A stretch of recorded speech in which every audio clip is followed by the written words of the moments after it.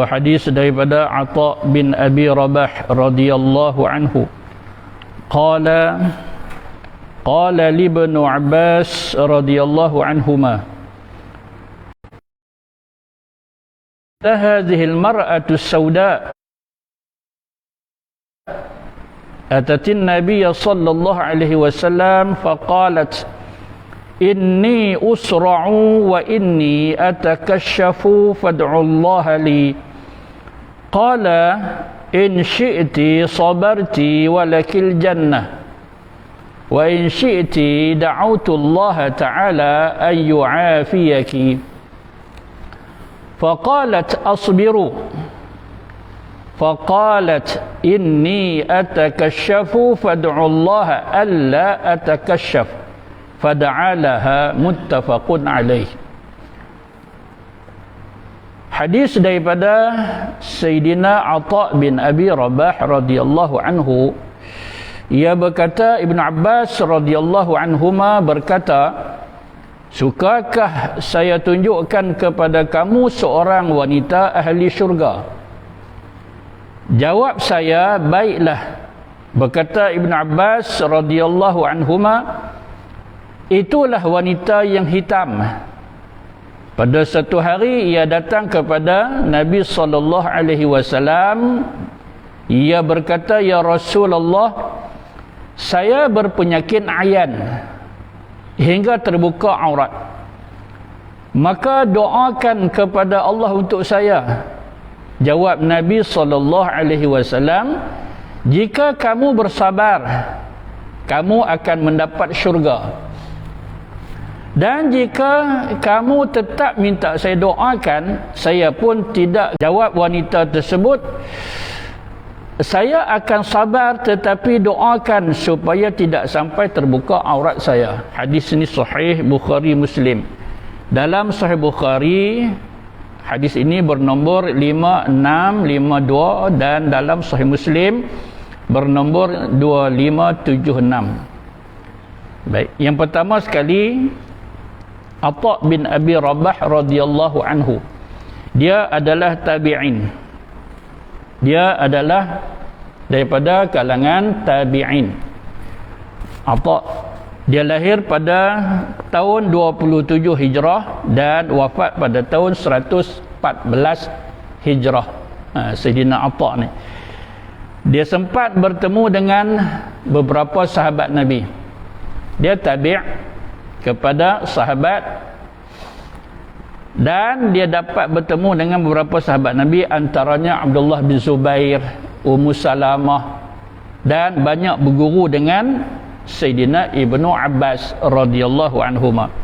Guru dengan Ibnu Abbas ni puas hatilah, kan? Seorang yang Allah Ta'ala kurniakan banyak ilmu. Sayyidina Ibnu Abbas, dah dia tu sepupu Nabi, kan? Kemudian pula Nabi asuh dia daripada kecil. Waktu Sayyidina Ibnu Abbas kecil, inilah doa yang masyhur yang kita sendiri pun biasa membaca beramai. Doa ni macam mana bunyi dia?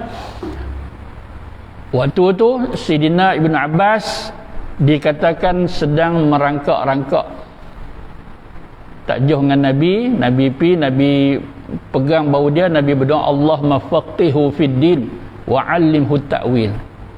Allahumma faqihu, hu tu kalau ikut asal hadis tu merujuk kepada Ibnu Abbas. Dan doa ni boleh kita pakai, kita gantilah, Allahumma faqihni fid din wa 'allimni at-ta'wil. Kita boleh baca ke orang, sama dia tu lelaki ataupun dia tu perempuan, kita ubah ya, kan? Doa ni cukup masyhur. Berkat doa Nabi tu, maka Sayyidina Ibnu Abbas, Allah Ta'ala kurniakan ilmu yang banyak kepada dia, sehingga dia ada tafsir dia, kan? Saya tengok tafsir ni, saya kata kan, bukan calon orang kalau nak baca kitab tafsir ni, tafsir yang dianggap sebagai yang mula sekali, iaitu tafsir, nama dia Tafsir Ibnu Abbas. Baik, jadi cerita dalam hadis ini iaitu Ibnu Abbas sendiri pernah berkata kepada Atha, maukah kamu melihat perempuan ahli syurga? Depa duk mengaji, depa duk beramai, cinta kepada sunnah Nabi, sayang Islam ni sungguh-sungguh kan. Bab syurga neraka ni depa ni cukup ambil berat. Yang mana yang nak bawa kepada syurga depa pulun buat sungguh. Yang mana yang akan menyebabkan mereka tersungkur, tersembam dalam api neraka, depa cukup-cukup jaga dan depa elak. Tiba-tiba mai soalan yang macam ni punya, iaitu nak tahu tak siapa perempuan ahli syurga? Dia jawab bala. Bahkan ya memanglah sangat saya nak tahu. Maka Sayyidina Ibnu Abbas habaq kepada Atha bin Abi Rabah, perempuan ni kan, kebetulan lah mungkin perempuan ni ada tak jauh dengan mereka ni, tengok-tengok perempuan ni, maka Ibnu Abbas dia tahu perempuan ni istimewa. Cuma waktu itu Atha dia tak tahu. Kan dia nak habaq, aku nak habaq kat Atha apa hari ni, tengok-tengok perempuan tu. Terus dia kata, "Mau dah aku nak tunjuk ahli syurga, perempuan ahli syurga." Habaq kata mau tu, dia tunjuk ni perempuan yang berkulit gelap. Kan? Suatu ketika macam mana yang boleh dia jadi ahli syurga? Macam mana? Mesti ada kisah dia. Kisahnya suatu ketika dia pernah mai jumpa Nabi, dia kata, "Ya Rasulullah," dia kata, "Inni usra'u wa inni atakashafu."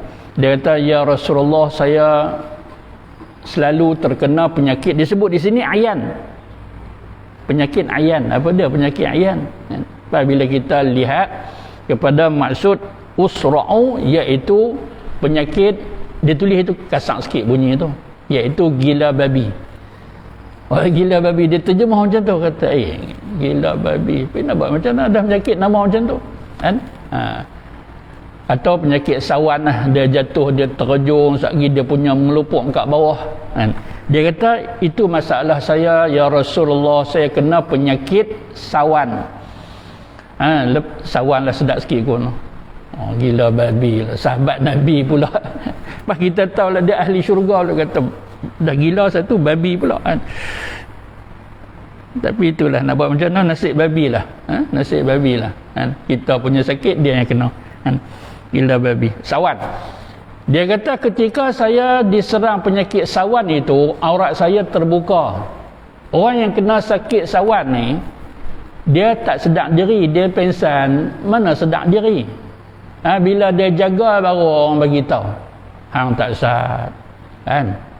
Teruklah aku tengok apa dia. Apa? Hang tengok apa? Okey apa? Dia tak sedar masa dia kena sawan tu. Pengsan mana dia nak sedar? Nama pun pengsan kan.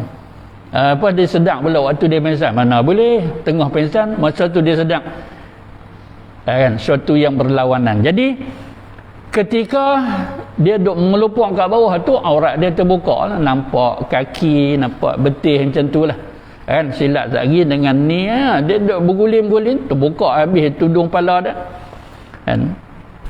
Dia mai jumpa Nabi, "Ya Rasulullah, ni masalah saya kena sawan, lepas tu pula aurat saya terbuka ketika itu." Ada orang habaq lah, mana dia nak tahu Ustaz, mana dia nak tahu dia pingsan, mana dia nak sedar kan. Macam mana dia tahu? Orang bagi tahu lah, aurat hang terdedah, aurat hang terbuka. Dia mai jumpa Nabi, "Ya Rasulullah, doalah kat saya kan? Saya ni ada penyakit sawan ni, aurat saya terbuka waktu itu." Maka Nabi kata, "Kalau kamu bersabar, kamu akan dapat syurga." Kalau hang mau bersabar. Tapi kalau hang nak suruh juga aku berdoa, boleh. Tak ada masalah, tidak ada keberatan, tak ada masalah, boleh nak berdoa kan, untuk sihat. Tapi Nabi sebut dulu pada kalau yang tu hang nak bertahan, hang nak tabah hati, hang nak bersabar, hang dapat syurga. Tapi kalau nak suruh aku berdoa supaya penyakit ini hilang, tak ada kat hang, boleh. Apa maksud dia? Maksud dia ni ganjaran syurga terlepas lah. Dan dia jawab apa? Dia kata, "Ya Rasulullah, kalau macam tu saya nak syurga kan? Saya akan bersabar. Saya akan bersabar ya Rasulullah." Jadi hadis ni kan, Hadis ni, inilah yang Ibnu Abbas kata dekat Atha, dia kata ni perempuan ahli syurga pasal dia pilih syurga daripada pilih sembuh, kan? Asbiru, saya bersabar. Faqalat inni atakashafu fad'ullah alla atakashaf. Tapi ya Rasulullah, saya masa saya sawan ni aurat saya terbuka ya Rasulullah, kan? Doalah supaya aurat saya ni tidak terbuka. Yang tu Nabi doa, kan? Yang tu Nabi doa. Tapi yang no tetap doa ada. Menyegit sawan tu doa ada, kan? Tapi ketika dia kena sawan tu, Allah Ta'ala pelihara aurat dia, kan? Jatuh rebah macam tu, dia tak sedar diri, dia tak melupuk, kan? Elok jatuh elok. Begitu. Jadi hadis ini adalah hadis yang cukup kuatlah, Bukhari dan Muslim. Kalau kita lihat betul-betul, kalau kita lihat pada matan yang sebenar, kan, ambil Sahih Muslim tak kat depan, kita dah bagi dah nombor tadi tu, maka saya lihat bahawasanya ini adalah lafaz dalam Sahih Muslim. Adapun dalam Sahih Bukhari ada tambahan.